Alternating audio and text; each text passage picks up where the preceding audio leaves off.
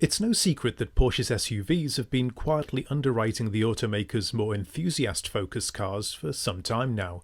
Models like the Cayenne and Macan have found a healthy audience of drivers who want the driving experience and the badge of a Porsche, but need more practicality than from, say, a Cayman. If you ask me, the sweet spot in the range is this, the new Macan S. In this latest generation, it dumps the twin-turbo of the old car, replacing it with a 3-litre V6 with a single turbocharger. Despite half the turbos, it gets more power.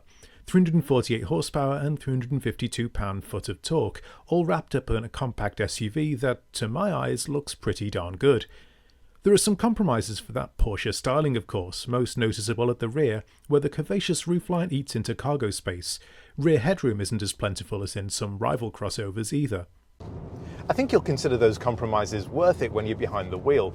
Now, I'm not going to say that the Macan S drives just like a Cayman coupe, but it's certainly one of the more interesting and more enjoyable and rewarding compact crossover SUV experiences that I've had for some time. Porsche's combination of that punchy engine and really beautifully set up chassis means that this is just a really rewarding car to be at the wheel of. Now, nobody has ever accused Porsche of making a cheap car, and while the Macan S does start under $60,000, or about that with destination added in, if you can walk out of a dealership having paid just $60,000, well, you should probably be in charge of the budget. This car, with options, comes to over $70,000, and some of those you really do want. With snow on the ground, I've been really pleased to have front and rear heated seats, and the Sport Chrono Pack cuts that 0 to 60 time down from 5.1 seconds to 4.9. I think you can save your money from the air suspension, but I would say going for the adaptive suspension seems like a good idea. It means that the Macan S can adjust the stiffness of the dampers depending on whether you're in comfort mode or Sport Plus mode, and you can individually adjust that too.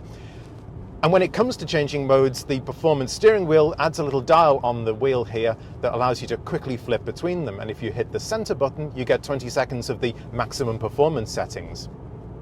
Porsche's latest infotainment system is a huge upgrade, with an expansive touchscreen and one of the most customizable interfaces on the market. It looks a little complex at first, but you can pull your most commonly used features as widgets to the home screen. Otherwise, there are a whole lot of buttons here, and while most of them feel decent, it can be overwhelming when you're also trying to focus on driving. It's interesting times in Macan world. In the next few years, we're going to see an electrified option. At the moment, that just underscores the fact that there's no hybrid in the range. And in fact, if you're looking for a car with decent fuel economy, this might not be the one. The official combined is 20 mpg, and if you're lucky, you might get 18, and that's assuming you don't drive it like you're really going to want to drive it. There's really a whole lot to like about the Macan S.